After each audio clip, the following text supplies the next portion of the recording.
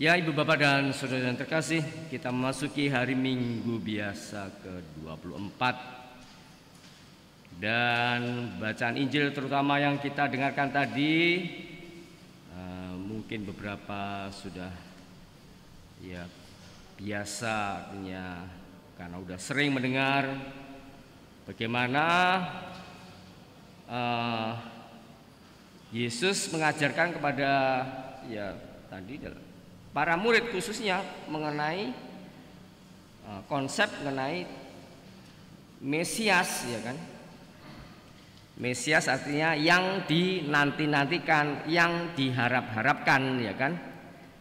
Dan mungkin ya perlu diketahui bahwa katakanlah konteks ya situasi pewartaan Injil Markus, dan saya kira ini ada juga perikop ini ada di Injil Matius juga Lukas. Konteks situasinya ya adalah bahwa ya orang Israel pada saat itu berada di bawah kolonialisme Romawi, ya kan? Sehingga ya Anda mungkin juga pernah mendengar bagaimana ya kisah-kisah pada saat bangsa kita juga berada dalam kolonialisme bangsa Eropa, ya seperti itu, ya kan? Kehidupan yang susah, kehidupan yang menderita, ya kan? Kehidupan yang tidak bebas, ya kan? Dan sebagainya dan seterusnya. Dan tentu ini merupakan sesuatu yang ya sungguh tidak enak lah, tidak nyaman lah ya. Artinya ketika orang selalu diintimidasi, ya kan? Selalu dimata-matai oleh para penjajah, kan artinya orang sungguh-sungguh tidak bebas lagi. Dan tentu kalau sebuah bangsa berada dalam situasi penjajahan, penindasan dan ketidakbebasan seperti itu, tentu mereka juga mengimpikan datangnya penyelamat, ya kan? Datangnya orang yang mampu membebaskan mereka dari situasi, ya tentu ini terkait dengan situasi sosial politik, sosial kemasyarakatan dan seterusnya dan sebagainya. Dan saya kira ini memang juga terjadi juga.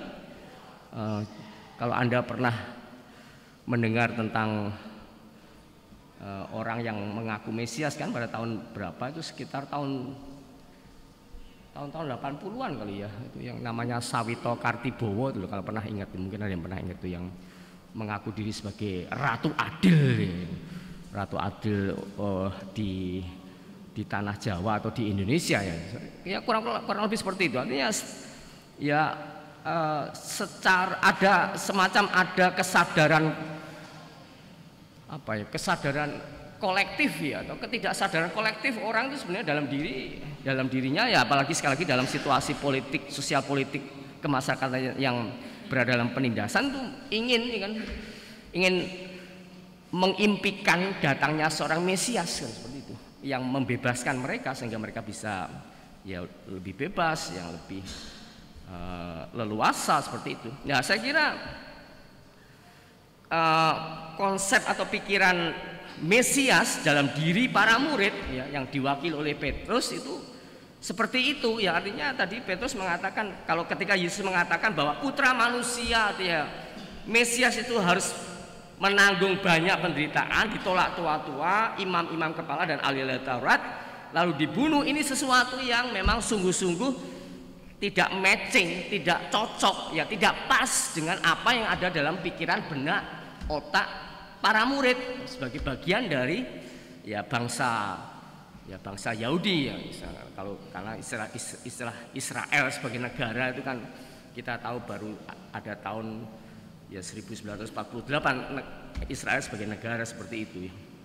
Nah, makanya ketika Yesus mengatakan demikian ya kan, Petrus menarik Yesus ke samping, jadi untuk menggambarkan betapa mungkin juga penolakan Petrus akan konsep Mesias seperti yang dikatakan oleh Yesus. Sekali lagi, dia ditolak tua-tua, menanggung banyak penderitaan dan dibunuh.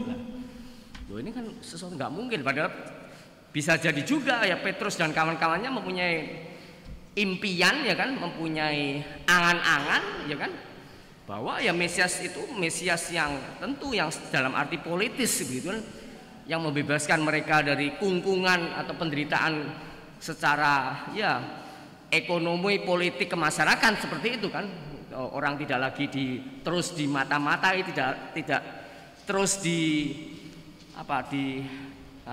dimata-matai atau dijaga terus seperti itu. Orang harus tegang terus selama hidupnya sehari-hari seperti itu kan.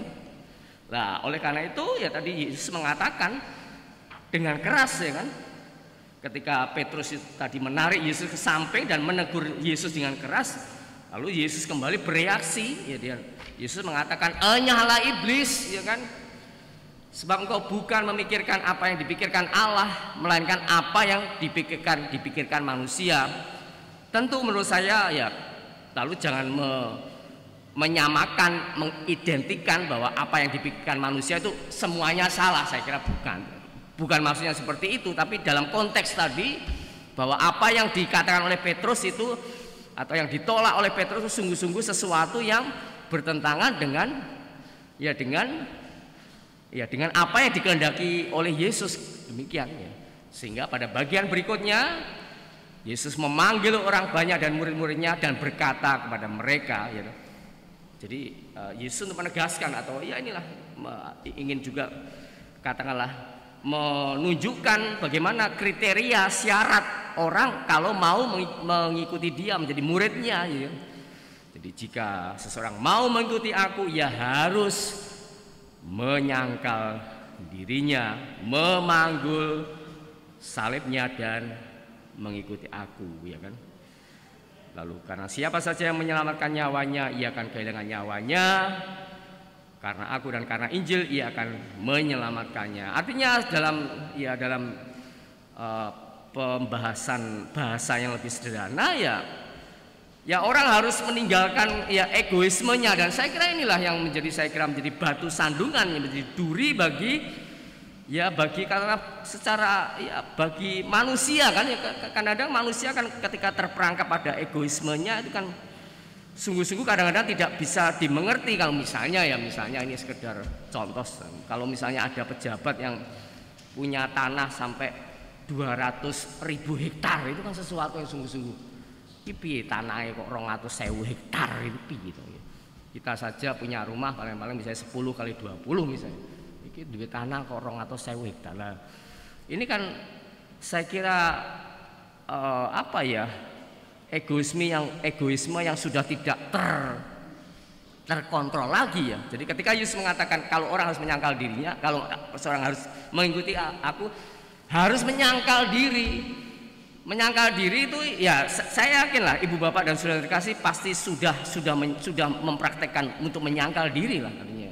Ketika Anda menjadi bapak yang bertanggung jawab ya, bapak ibu yang sangat sayang dengan anak-anak, putra-putri, walaupun keadaan susah tapi mencoba untuk terus berjuang, untuk terus mencoba melakukan usaha-usaha supaya bagaimana sekolahnya anak-anak itu terbayar SPP-nya ya kan, bagaimana supaya anggota keluarga tetap dapat menikmati makanan yang cukup bergizi dan lainnya dan seperti itu. Dan saya kira itu adalah bentuk dari penyangkalan diri lah sebenarnya. Nah, tapi memang itu harus dilakukan terus-menerus ya, supaya itu bisa menjadi sebuah penyubur, menjadi pupuk ya, supaya hati kita, batin kita ya, hidup kita semakin mempunyai keutamaan seperti itu. Dan inilah bagian dari penyangkalan diri. Dan sekali lagi saya kira Anda sudah melakukan ya, tapi lakukanlah itu terus-menerus ya, dan tentu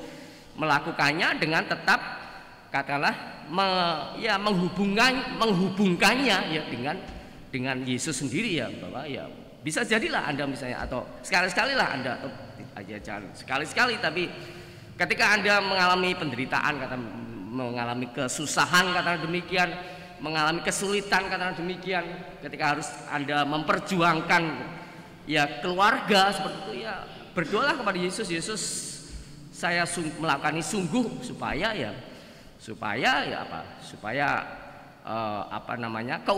keutamaan saya dalam diri saya semakin tumbuh berkembang dan saya semakin mendekati Engkau, saya semakin dekat dengan Engkau lah. Dengan demikian maka apa yang sudah Anda lakukan soal penyangkalan diri itu tidak hanya berhenti pada penyangkalan diri, karena itu juga sangat berbahaya. Kita melihat orang-orang yang juga seperti yang menyangkal diri, tapi ketika dihadapkan pada persoalan-persoalan kemanusiaan, menurut saya mereka gagal untuk memuliakan kemanusiaan. Sebaliknya mereka kadang-kadang bahkan semacam menyingkirkan kemanusiaan. Padahal de facto mereka secara aturan keagamaan mereka adalah orang-orang yang taat, orang-orang yang teguh dalam mempraktekkan aturan-aturan keagamaan. Tapi ketika dihadapkan pada pilihan-pilihan kemanusiaannya, mereka menurut saya gagal. Dan itu kita bisa melihat orang-orang di sekeliling kita pada orang-orang yang begitu taat, tekun dalam mempraktekkan aturan-aturan keagamaan, tapi di sisi lain mereka begitu kejam terhadap sesama. Bagi saya ini sesuatu yang tidak masuk akal. Orang beragama tapi orang bertuhan tapi melakukan hal ini. Maka tadi saya mengatakan ya, orang harus menyangkal diri tidak hanya berhenti pada penyangkalan diri, tetapi ya penyangkalan diri itu harus dikoneksikan, dihubungkan ya dengan katakanlah ya iman kita kepada Yesus. Tadi Yesus mengatakan bahwa Mesias memang harus menanggung banyak penderitaan, ditolak tua-tua, imam-imam kepala dan ahli Taurat, dan dibunuh. Ya, artinya supaya penyangkalan diri kita tidak berhenti pada penyangkalan diri, pelayanan kita tidak berhenti pada pelayanan saja, tetapi pelayanan itu ini sebagai ungkapan iman kita, seperti tadi dikatakan dalam bacaan kedua, bahwa iman tanpa perbuatan pada hakikatnya adalah mati. Saya kira koneksinya, hubungannya di situ, ya kan? Bahwa tidak hanya berhenti pada perbuatan, tapi perbuatan ditransformir, ya kan? Kata ditransformir, diangkat untuk sampai pada pengalaman dengan Allah sendiri. Kalau itu terjadi, maka penyangkalan diri kita yang saya yakin ibu bapak saudara-saudari sudah melakukan, sudah mempraktekkan, itu akhirnya akan kemudian menjadi benih-benih iman, benih-benih harapan, benih-benih kasih. Maka ibu bapak dan saudara kasih, kita sungguh bersyukur atas Mesias seperti ini, ya, Mesias yang bukan Mesias di awang-awang, Mesias yang katakanlah berada di tempat tinggi yang tidak bisa disentuh, yang jauh dari perjuangan dan pergulatan keseharian kita, ya, tetapi Mesias yang sungguh-sungguh ingin masuk dalam keseharian manusia yang di dalamnya ada penderitaan, ada kesusahan, ada beban, ada kerumitan, ada mungkin juga keterpurukan dan lainnya dan seterusnya. Itulah Mesias kita.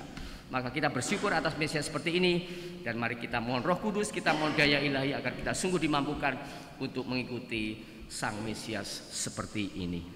Mari kita bangkit berdiri, kita nyatakan iman kepercayaan kita dengan mendoakan secara singkat para rasul. Aku percaya akan Allah Bapa yang Maha Kuasa, Pencipta langit, dan akan Yesus Kristus, Putranya tunggal Tuhan kita, yang dikandung ibadah, dilahirkan oleh perawan, yang menderita sesudah dalam pemerintahan Pontius Pilatus, disalibkan bapaknya, yang turun ke tempat penantian pada hari ketiga, yang naik ke surga, duduk sebelah kanan Allah Bapa Maha Kuasa. Dari situ ia akan datang. Aku percaya akan Roh Kudus, Gereja Katolik yang kudus, persekutuan para kudus, pengampunan dosa, kebangkitan badan, kehidupan